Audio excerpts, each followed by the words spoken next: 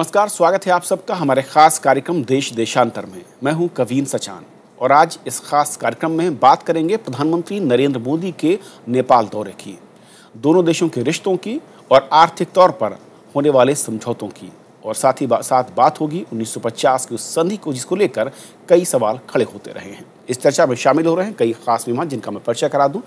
इस वक्त हमारे साथ हैं विजय प्रताप साहब हैं, जो कि नेपाल मामलों के जानकार हैं। आपका स्वागत है विजय जी, बहुत बहुत। हमारे साथ मौजूद हैं शेषाद्री चारी, जो कि बीजेपी के नेता हैं, और शेषाद्री जी बहुत बहुत स्वागत है आपका। हमारे साथ विवेक काजू साहब हैं, जो कि फॉर्मर एम्बेसडर। विवेक जी बहुत बहुत स्वागत है। और संदीप दीक्षित हमारे साथ हैं, senior assistant editor the Hindu से। संदीप बहुत बहुत स्वागत है आपका। शुरुआत में संदीप आपसे करना चाहूँ, जो 2 दिन के दौरे के बाद सबसे बड़ी खबर अगर कहा जाए तो आपकी नज़र में क्या निकलती दिख रही है? संदीप। मेरे ख्याल से सबसे बड़ी खबर ये निकलती है कि नरेंद्र मोदी जी की टाइमिंग बहुत अच्छी है। यानी एक एनवायरनमेंट क्रिएट करना इस वक्त बहुत ही ज़रूरत था, ख़ास तौर से जब खबरें आ रही थीं कि चीन ने सोचा है कि एक रोड के अलावा अब एक रेलवे लाइन भी बनाई जाए जो कि लासा से काठमांडू आए। तो वो जो पूरा वहाँ डिस्कोर्स चल रहा था, उसके बीच में सबसे पहले अपने इनॉग्रेशन पे उन्होंने दक्षेश के सारे लीडरों को बुलाया। उसके बाद सुषमा स्वराज जी नेपाल गईं और अब खुद नरेंद्र मोदी जी नेपाल गए हैं। और ये उनकी इस साल में दूसरी यात्रा होगी, क्योंकि नवंबर में उन्हें दोबारा जाना है दक्षेश के सम्मेलन में। तो जाहिर है अभी और दक्षेश के बीच नवंबर तक इसके बीच समय मिलेगा, जबकि लोग जो हैं अभी जो निर्णय लिए गए हैं उस पर काम कर सकेंगे। पर उसके अलावा हमें ये देखना है कि वहाँ की स्थिति क्या है। नेपाल की स्थिति ये है कि वहाँ के जो नेता हैं वो अभी तक अपना कॉन्स्टिट्यूशन पे एग्री नहीं कर पाए हैं। 33 पार्टियाँ जिन्होंने पिछले चुनाव का बहिष्कार किया था, उन्होंने कहा कि किसी भी तरह का जो करार हो हिंदुस्तान के लिए उसमें राष्ट्रीय सहमति होनी चाहिए। तो इस तरह के राजनीतिक वातावरण में वहाँ जाना और हिंदुस्तान के साथ नेपाल और हिंदुस्तान की जो सांस्कृतिक एक रास्ता है उसके ऊपर जोर डालना, और ख़ास तौर से जो वहाँ थोड़े शक और शुबह रहते हैं हिंदुस्तान के बारे में, उसके बारे में 2 टूक साफ साफ कह देना कि हिंदुस्तान की कोई मंशा नहीं है नेपाल पे किसी भी प्रति का आधिपत्य करने का, बल्कि वो चाहेंगे कि नेपाल खुद बताए कि हिंदुस्तान से, कि उसे हिंदुस्तान से किस तरह की मदद और किस तरह की दोस्ती चाहिए, वो हिंदुस्तान देगा।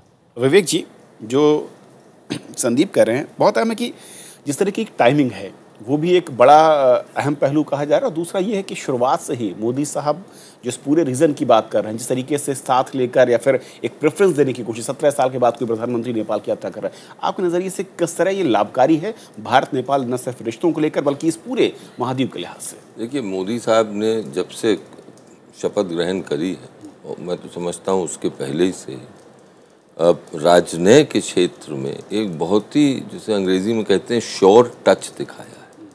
अभी तक उन्होंने कोई ऐसा कदम नहीं उठाया है जिस पर कोई भी नेगेटिव टिप्पणी करी जा सकती है। और उसी जो एक कदम स्टेप बाय स्टेप डिप्लोमेसी वो कर रहे हैं, उसी की कड़ी, नेपाल की जो विजिट है, मैं उसको एक कड़ी, उसी की चेन में की एक कड़ी देखता हूँ। जहाँ तक विशेष रूप से नेपाल और भारत के संबंध हैं, मुझे लगता है कि ये जो उनका दौरा रहा है वो बहुत ही सफल दौरा, क्योंकि उन्होंने 2 चीज़ें करी। एक चीज़ तो उन्होंने नेपाल से साफ ये कहा है, जैसे संदीप कह रहे थे, कि देखिए आप एक स्वतंत्र देश हैं और आप सार्वभौम, एक सॉवरेन देश हैं, और हम उसकी इज्जत करते हैं। तो हम कुछ ऐसा काम नहीं करना चाहेंगे जिसमें आपकी जो एक सेल्फ रिस्पेक्ट है उसको हानि पहुंचे, या आपको उस पे लगे कि भारत हमारे मामलों में हस्तक्षेप कर रहा है। अब मैं अगर आपको एक उदाहरण दूं, हम आज के दिन अफगानिस्तान में जो हम सहायता दे रहे हैं वो और हर देश की सहायता से ज़्यादा अफगानों को हम पसंद है, और इस पे बहुत लेख आए हैं, बहुत विशेषज्ञों ने टिप्पणी करी है। और उसका रहस्य यही है कि हमने अफगानों से कहा, शुरुआत से कहा, वाजपेयी जी के के ज़माने से हमने उनसे कहा कि देखिए, जो आप चाहते हैं हम जो हद तक कर सकेंगे वो करेंगे। हम आपके दोस्त हैं, हम आपके भाई हैं, हमारे हित आपके हित मिलते हैं।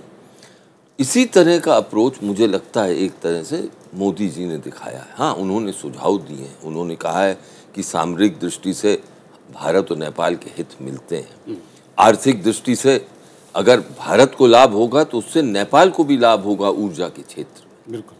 तो इस सब को देखते हुए, और ख़ास चीज़ जो आपने भी जिक्र किया कि उन्होंने कहा कि ये करार जो था, जो संधि थी 1950 की, आप चाहते हैं उसमें फेरो बदल तो हम करेंगे। पहले भी प्रधानमंत्रियों ने यही कहा है। तो मैंने इस विज़िट में बड़ी बारीकी से ये देखने की कोशिश करी कि कहीं मुझे लगे कि कुछ और हो सकता था, और अभी तक तो देखा, जितनी रिपोर्टें अभी तक देखी हैं उसमें मुझे ये महसूस नहीं। तमाम जो मैक्सिमम एफर्ट थे, जो रास्ते थे, वहाँ पर मोदी साहब की सरकार और खुद उन्होंने काम किया है। शेषाद्री जी, लेकिन क्या ये रिश्ता जो है, क्योंकि 17 साल के बाद किसी प्रधानमंत्री का जाना, और जैसे कि काजू साहब भी कह रहे हैं और संदीप भी कह रहे हैं, एक संशय या फिर कुछ वहाँ पर सवाल ज़रूर थे भारत को लेकर, प्रेफरेंस को लेकर, चाइना का बढ़ता दखल। क्या ये माना जाए कि सरकार के एजेंडे में इस वक्त, चाहे वो नेपाल का मसला हो, अफगानिस्तान हो या श्रीलंका हो, अपने आसपास के उद्देश्यों के साथ बहुत ही तेज़ी के साथ अच्छे रिश्तों की तरफ आगे बढ़ना है, और उसकी पहली कड़ी में नेपाल देख रहा हूँ? नहीं, वैसे देखा जाए तो पहली कड़ी की दृष्टि से कहना चाहिए म्यांमार, बांग्लादेश, ये भी 2 देश हैं, और ये बहुत समयोचित है, टाइमली है। देखिए, जितना हम चाहते हैं कि भारत के आसपास के देशों के साथ हमारे संबंध अच्छे हों, उससे भी ज़्यादा ये जो देश हैं वो स्वयं चाहते हैं कि वो एक independent of China, independent of India, इस प्रकार की वो पॉलिसी अपने अपने देशों में वो देखना चाहते हैं। अब इसमें भारत से उनको कोई दिक्कत नहीं है, चीन से दिक्कत है। अब चीन ने जिस प्रकार का एक एग्रेसिव पार्टनरशिप इन 15-20 वर्षों में किया है, उसके चलते हुए म्यांमार में, बांग्लादेश में, श्रीलंका में, नेपाल में, सब जगह देखेंगे, इवन अफ्रीका में भी एक दृष्टि से मैं इसको एंटी चाइना तो नहीं कहूँगा, परंतु एप्रीहेंसिव ऑफ चाइना, चीन से एक प्रकार से वो लोग ऊब गए हैं। वो चाहते नहीं है कि चीन का इतना दखल हो उनके आर्थिक विषयों में और कुछ हद तक सामाजिक विषयों में भी। बर्मा में, खास करके म्यांमार में, उत्तर म्यांमार में जो दंगे हुए चीनी कंपनियों के खिलाफ, वो बहुत बड़े दंगे हुए। वो पेपर में ज़्यादा नहीं आए, परंतु दंगे बहुत हुए वहाँ पर। तो ऐसे परिप्रेक्ष्य में भारत का इन सभी देशों के साथ जो संबंध है, वो एक दृष्टि से it comes as a breeze of relief for these countries. इन देशों को भी लगता है कि इतने सालों से भारत ने हमारे साथ संबंध क्यों नहीं बढ़ाया, ये उनको लग रहा है। और इसीलिए आज जो नेपाल से खबरें आ रही हैं सुबह से, उसमें यह है कि जो विदेशी पत्रकार हैं वो भी कहते हैं कि ऐसा लग रहा है कि नरेंद्र मोदी कोई नेपाल में अगर चुनाव लड़ेंगे तो वहाँ भी जीत जाएंगे। इस प्रकार का एक माहौल नेपाल में बन गया है। अच्छा, ये माहौल ऐसे समय में बना है जब वहाँ पॉलिटिकल कंसेंसस जितना होना चाहिए उतना नहीं है। इसीलिए मुझे लगता है कि नेपाल में एक प्रकार का पॉलिटिकल कंसेंसस निर्माण होना, कॉन्स्टिट्यूएंट असेंबली का भी चुनाव हुआ है, वो कॉन्स्टिट्यूएंट असेंबली भी तैयार कर रहे हैं कॉन्स्टिट्यूशन, तो वो जितना जल्दी ये सब सारा मामला निपटाएंगे उतना भारत नेपाल संबंध के लिए भी अच्छा है। इसमें एक जिसको विन विन सिचुएशन कहते हैं अंग्रेजी में, इस प्रकार की स्थिति भारत और नेपाल के संबंध के बीच में है, दोनों के बीच में। और इन सभी विषयों को अपने 2 दिन के एजेंडा में शामिल करने में मोदी जी बड़े सक्सेसफुल, ये बहुत यशस्वी हुए हैं। जी विजय साहब, कितना एग्री कर रहे हैं आप, और आपकी नज़रिए से कई सारे फैक्टर्स पर एक एक करके आऊँगा। आर्थिक पहलू है, सांस्कृतिक है, या फिर मैं कहूँ कि जनमानस के लिहाज से जो एक दोनों के देशों के बीच में है, व्यापार है, प्रत्यक्ष निवेश की बात हो रही, डायरेक्ट इन्वेस्टमेंट की बात हो रही है। लेकिन आपकी नज़र में क्या वाकई इस वक्त ऐसा दिख रहा है कि नेपाल की यात्रा के साथ नरेंद्र मोदी ने न सिर्फ नेपाल जो कह रहे हैं कि तमाम जो विकल्प थे उन सबको शामिल कर लिया, और आलोचक भी, जैसे काजू साहब कह रहे हैं कि आलोचक के लिए भी ढूंढना मुश्किल है कि क्या नेगेटिव पॉइंट है इसमें। जी, ये बहुत ही बड़ी उपलब्धि है नरेंद्र मोदी जी की, जो एक राष्ट्रीय नीति रही है लेकिन वो कभी क्रियान्वित होती नहीं दिख रही थी। पहली बार जो है नरेंद्र मोदी जी के जाने पे इस तरह की एक राष्ट्रीय सहमति बनती दिख रही है भारत को लेके। सबसे बड़ी खबर आप पूछ रहे थे, सबसे बड़ी खबर ये है कि भारत विरोधी जो एक्सट्रीम फ्रिंज है, धुर वामपंथी, जो अभी भी संसदीय मार्ग को छोड़ के जिन्होंने बहिष्कार किया था माओवादी पार्टी, उसके जो विदेश के विभाग के प्रमुख हैं सीपी गजुरेल, उन्होंने कहा कि इन्होंने सब अच्छी बातें कही। उस पार्टी की ओर से ये बयान आ रहे हैं कि हमारी जो छवि थी भारतीय जनता पार्टी के बारे में, नरेंद्र मोदी के बारे में, वो इससे फ़र्क थी, और ये जो कह रहे हैं अगर इसको क्रियान्वित करते हैं तो ये अपने आप में बहुत अच्छी बात होगी। तो ये पहली बड़ी खबर है। मैं आधा दर्जन बार आपके चैनल पे नेपाल पे आया हूँ, हर बार संविधान सभा संविधान नहीं बना पा रही, ये बात आती है, और आपके लिए शायद ये मुबारक वाली बात होगी कि हमारे प्रधानमंत्री ने आपका सीरियल संविधान दिया। वो एक प्रतीक था, राज्यसभा का जो चैनल का सीरियल है वो ये उसके दो संकेत हैं कि एक, आपको संविधान बनाना है, जल्द बनाना है, और दूसरा, ये आसान चीज़ नहीं है, इसमें राष्ट्रीय विमर्श गंभीर रूप से होगा और सब तरह के राष्ट्रभक्तों को उसमें लेके चलना होगा।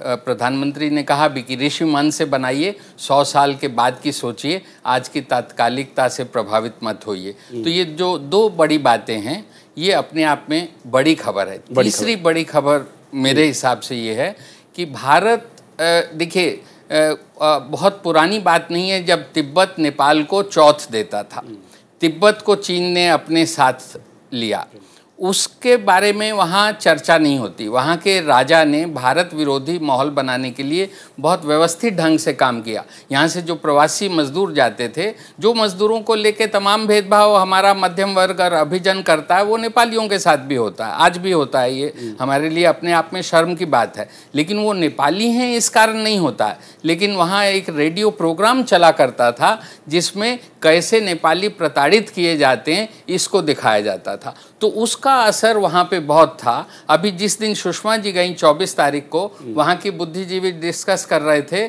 सिक्किमीकरण का खतरा, तो वो तिब्बतीकरण का खतरा नहीं डिस्कस करते हैं, वो सिक्किमीकरण का खतरा करें कि आप बड़े पैमाने पे वहाँ चलाया जाता है। नरेंद्र मोदी जी ने जिस तरह से नेपाली भाषा में पहले एक पैरा बोले, उसके बाद वो जो तमाम उनका जो सहोदर संगठन है या पितृ संगठन है संघ, उसके जो वहाँ मित्र संगठन है, शिव सेना नेपाल और विश्व हिंदू परिषद वगैरह, उनसे किसी से नहीं मिले, राजावादी से नहीं मिले, तो ये उन्होंने बहुत ही अच्छा काम किया है। और नेपाल की एकता को हम मानते हैं, इस बात का एक आश्वासन उन्होंने अपने भाषण से, संदेश जो देना चाह रहे थे, तो संदेश सही चला गया है। रुकूंगा छोटे से ब्रेक, लेकिन ब्रेक को उस पार समझने की कोशिश करूंगा जो आर्थिक मसला है। इसके अलावा अगर मानो मैं कहूं कि जो ट्रांसपेरेंसी दिखती है कि नहीं, खुले बॉर्डर दोनों देशों के बीच में दिख रहे हैं, और व्यापार के लिहाज से, काम करने के लिहाज से कितनी आज़ादी है और उसका फ़ायदा कितना मिल रहा है, और सैनिक लिहाज से भी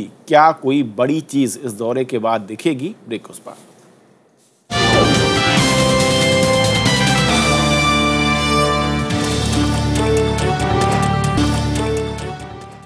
तो ब्रेक के बाद आपका फिर से स्वागत है। बात हो रही है भारतीय प्रधानमंत्री नरेंद्र मोदी के नेपाल दौरे की, और उसके बाद क्या हमें हासिल हुआ और किस दिशा में, किस तेजी के साथ हम आगे बढ़ रहे हैं। संदीप, मैं फिर आपके पास आना चाहूँगा। अब तक कहा यह जा रहा है करीब 50% जो डायरेक्ट इन्वेस्टमेंट है वो नेपाल में भारतीय कंपनियों का है या भारत का है।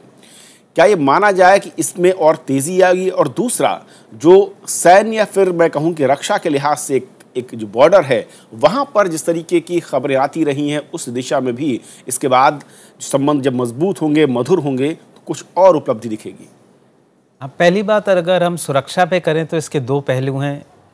इंडियन आर्मी की सबसे बड़ी रेजिमेंट शायद गोरखा रेजिमेंट होगी, सिख के बराबर होगी, और काफ़ी रिक्रूटमेंट जो है उसमें वो नेपाल से होता है। यानी हिंदुस्तान की सुरक्षा के लिए नेपाल के जो हमारे भाई हैं वो हमारी फ़ौज में हैं।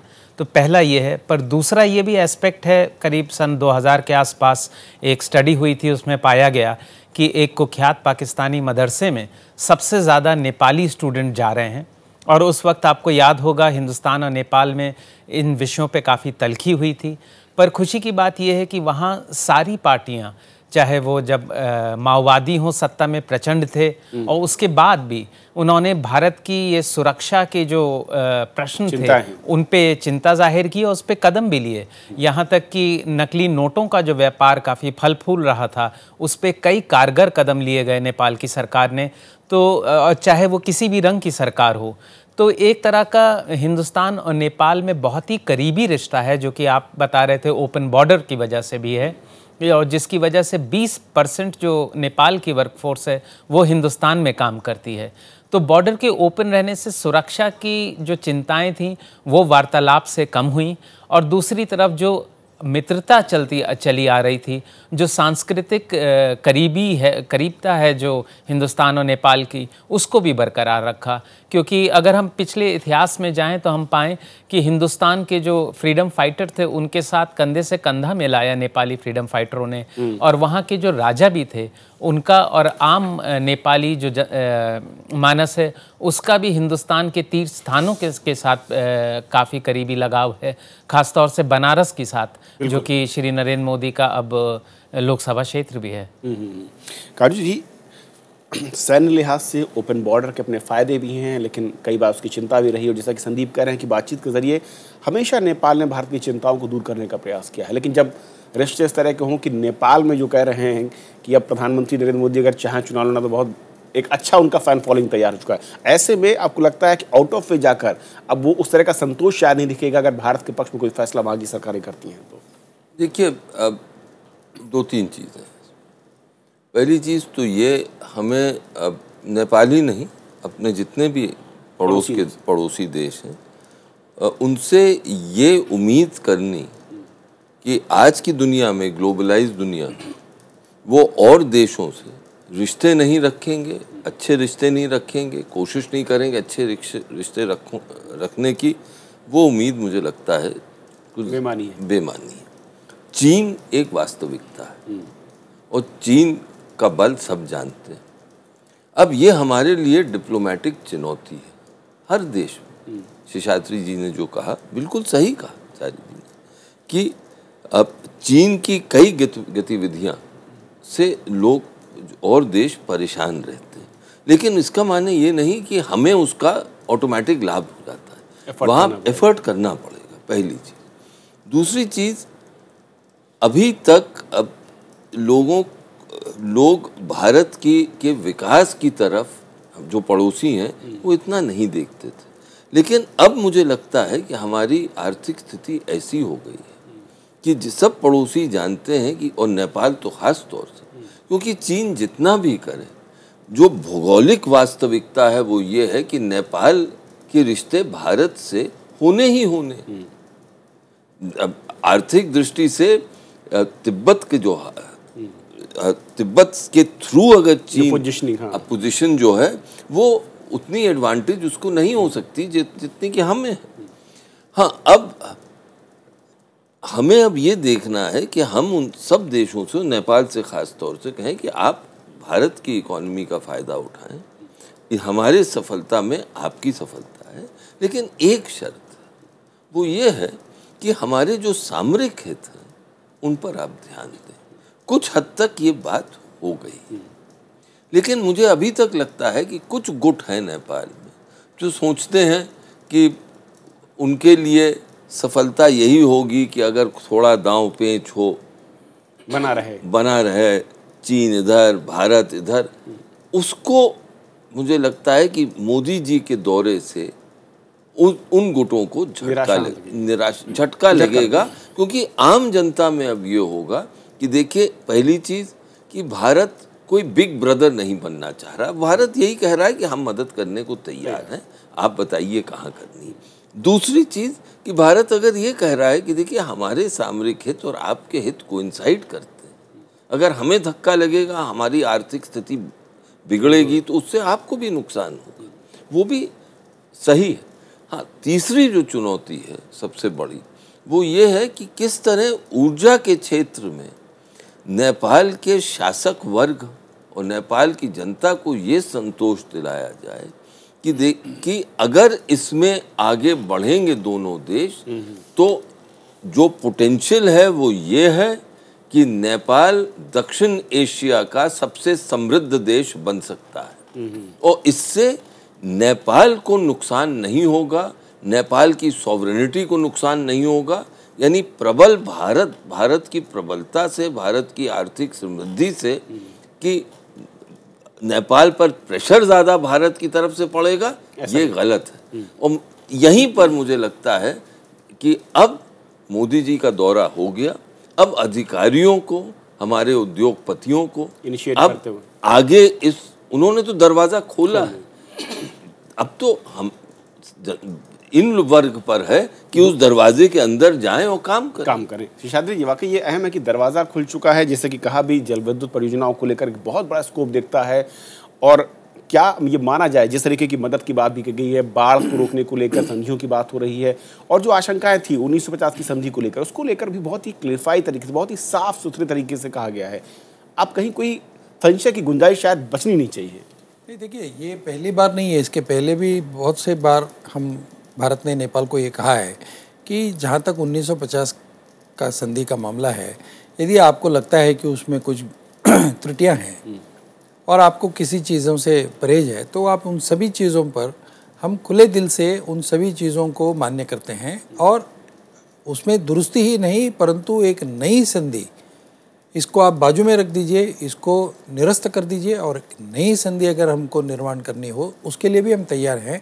ये 5 साल पहले ही नेपाल को हमने कहा था, जब यूपीए की सरकार थी तब भी बीजेपी की तरफ से कुछ लोग वहाँ गए थे और उन लोगों ने बीजेपी की तरफ से बीजेपी के ऑफिशियल व्यू पॉइंट के नाते ये कहा और उसी विषय को करीब करीब दूसरे शब्दों में भारत सरकार ने भी कहा, इसके पहले भी कहा है। और यहाँ तक कि मुझे याद है, I can even quote, PV Narasimha Rao ji जब प्रधानमंत्री थे उन्होंने कहा कि भारत और नेपाल का संबंध 1950 की ट्रीटी के पहले से है। इसका मतलब क्या है? इसका मतलब ही यही है कि अगर इस ट्रीटी के कारण आपको लगता है कि हमारे संबंध बिगड़ रहे हैं तो आप इस ट्रीटी को बाजू में रख दीजिए, इसको हाथ मत लगाइए।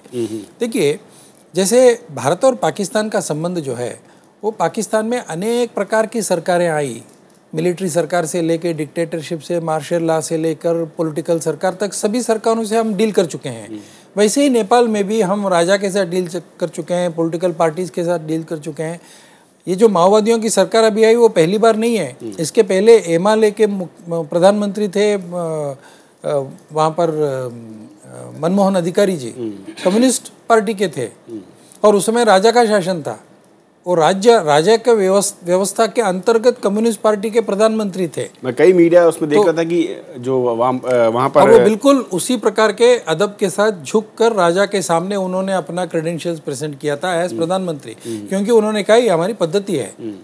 इसीलिए वो बार बार वो कहते हैं कि नेपाल में किसी भी प्रकार की राज्य व्यवस्था क्यों न हो, हमारा नेपाल का और भारत का जो संबंध है वो इन ट्रीटी और सरकारों के कारण ही बंधे हुए नहीं है, वहाँ के लोगों में भी एक प्रकार की उत्सुकता है, पहली बात। दूसरी बात, जहाँ तक हाइड्रो इलेक्ट्रिक पोटेंशियल की बात है, आज नेपाल की जो क्षमता है यानी 65,000 मेगावाट, 65,000 मेगावाट बिजली निर्माण करने की उनकी ताकत है और उनका बिजली का निर्माण कितना हो रहा है? 1%, 640 मेगावाट पूरे साल का, और दिल्ली का एक दिन का कंजम्पशन है 840 मेगावाट। मतलब नेपाल साल भर में जितना बिजली निर्माण करता है वो दिल्ली एक दिन में खा जाता है। ये पोटेंशियल है भारत का खरीदने का और ये पोटेंशियल है नेपाल का बेचने का। अब अगर ये दोनों नहीं हो रहा है तो इसमें अनेक अड़चनें हैं, कुछ मुद्दे हमारी तरफ से हैं, कुछ मुद्दे उनके तरफ से हैं। इसीलिए इन बातों को सुलझाना ये अभी बहुत आवश्यकता है। और इन बातों को अगर हम जैसे पिछले सरकारों ने किया कि ठीक है एक बार प्रधानमंत्री दोनों मिल गए, फोटो ऑप्शन हो गया, सबका खींच लिया, अब फिर 5 साल हम इस पर चर्चा ही नहीं करेंगे, ऐसा अगर होगा तो बहुत बुरी बात होगी। ऐसा नहीं होना चाहिए। और मुझे पूरा विश्वास है कि जिस तरीके का फॉलोअप नरेंद्र मोदी जी ने अब तक अन्य विषयों में किया है, साउथ ईस्ट एशिया के संदर्भ में किया है, ब्रिक्स बैंक के संदर्भ में किया है, ब्रिक्स बैंक की बात 2009 से हो रही है, इस बार उसको क्लिंच करना था, उस डील को हमने क्लिंच किया। तो जिस प्रकार का फॉलोअप नरेंद्र मोदी जी स्वयं कर रहे हैं, उस दृष्टि को देखा जाए तो मुझे लगता है कि इसमें भी एक बहुत बड़ा फॉलोअप होगा। जैसे काजू जी ने कहा कि ये मौका है हम लोगों को, हमारे उद्योगपतियों को नेपाल जाने का, यही मौका है नेपाल के लिए भी कि उसकी व्यवस्था वो करें। वहाँ पर सामाजिक दृष्टि से, राजनीतिक दृष्टि से और आर्थिक दृष्टि से जो दिक्कतें हैं वो दूर करें और एक प्रकार का माहौल निर्माण करें। ये वहाँ पर भी बहुत आवश्यक है और वहाँ उसमें कोई दिक्कत ना आए, ये दोनों तरफ के अधिकारियों का काम है, जिम्मेदारी है। विजय जी, दो बातें जैसे कहा कि तेजी दिख रही है, वो सिर्फ औपचारिकता या रस्म अदायगी नहीं है, फॉलोअप भी चल रहा है। संयुक्त अधिवेशन की बैठक में देख रहा था कि कितने वर्षों के बाद पहली बार हो रही है। मुद्दों को न सिर्फ पहली बार में ही मैं कहूँ कि इंगेजिंग एक अलग प्रथा है, बल्कि उसके साथ रिजल्ट तक पहुँचने की जल्दबाजी या फिर कवायद। आपको दिख रहा है कि ये जो तत्परता है, ये दोनों देशों के न सिर्फ व्यावसायिक रिश्तों को, बल्कि सामाजिक, आर्थिक और सांस्कृतिक रिश्तों के लिहाज से भी बहुत अहम इस वक्त मोड़ है। जी, मैंने जैसे पहले कहा कि नेपाली में भाषण देना अपने आप में बहुत बड़ा प्रतीकात्मक कदम है। और कल मैं देख रहा था नेपाल के एक चैनल पे कि सब नेताओं ने इसकी किस तरह से तारीफ़ की। तो एक तरह वो सशंकित हैं अपनी सार्वभौमिकता के बारे में, अपनी राष्ट्रीय पहचान के बारे में। और ये मोदी जी ने सांस्कृतिक स्तर पे बहुत बड़ा कदम उठाया। और दूसरी संतोष की बात यह है कि इस अभी अपने जो राजदूत हैं, उससे पहले जयंत प्रसाद जी का आप लोगों ने देखा होगा, लेख आया था, उसमें जिस तरह की सिफारिशें की थी कि ये करणीय कदम है, लगभग उसी भाषा में नरेंद्र मोदी जी बोले। जिसका मतलब ये है कि जो वो बोल रहे हैं वो हमारी एक राष्ट्रीय नीति और नज़रिया रहा है। यहाँ पे राष्ट्रीय सहमति है, अब उनको अपने यहाँ सहमति बनाने की दरकार है। जैसा शेषाद्रीचारी जी ने कहा, 28 जुलाई को वहाँ नेपाल में प्रधानमंत्री निवास में मीटिंग हुई और उसमें पावर ट्रेड एग्रीमेंट जो साइन होना था उस पर चर्चा हुई, तीनों प्रमुख पार्टियों में सहमति बनी।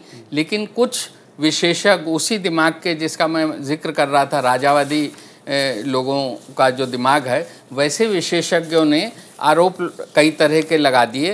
तो अब ये तय हुआ है कि 45 दिनों बाद उन आशंकाओं को दूर करके उस एग्रीमेंट को क्रियान्वित किया जाएगा, उस पर साइन किया। जिसका मतलब है कि ये समयबद्ध है। 45 दिन, जहाँ 23 साल और 17 साल इंतजार किया गया है, वहाँ 45 दिन कोई बात नहीं है। नहीं, इनफैक्ट अभी जैसे इन्होंने कहा, अभी जो बातचीत हुई उसमें setting up of transmission line, ये एक समझौता हुआ है। मतलब जब बातचीत शुरू भी नहीं हुई है अरेंजमेंट की, परंतु हम उसका ट्रांसमिशन लाइन की बात अभी से शुरू हुई है। और देखिए, नेपाल में भी इस बात का बहुत जानकारी है, नेपाल के लोगों को भी, वहाँ के शासक वर्ग और वहाँ के जो टेक्नोक्रेट्स हैं उनको भी। पिछले कई वर्षों के पहले नेपाल के जो एम्बेसडर थे इंडिया में, वो इस विषय के तज्ञ भी थे, अभी भी वहाँ पर मौजूद हैं। बेग बहादुर थापा जी, माफी चाहूँगा सर, और उन्होंने स्वयं कहा था कि दुनिया का कोई भी देश आके यहाँ पर पावर हाउस बनाए, उसका बिजली भारत को ही दे सकेंगे, हम दुनिया के किसी भी देश को, चीन को भी दे नहीं पाएंगे, क्योंकि ट्रांसमिशन ही नहीं हो पाएगा। बिल्कुल, जो काजू साहब कह रहे थे कि पोजीशनिंग ऐसी है कि ना चाहकर भी आपको भारत के साथ व्यापार और रिश्तों को बढ़ाना होगा, और यही दोनों देशों के हित में भी है। तो फिलहाल बहुत बहुत शुक्रिया आप सभी मेहमानों का हमारे साथ इस अहम मसले पर चर्चा में शामिल होने के लिए। तो देश देशांतर में फिलहाल इतना ही। आप बने रहिए राजसभा टीवी के साथ।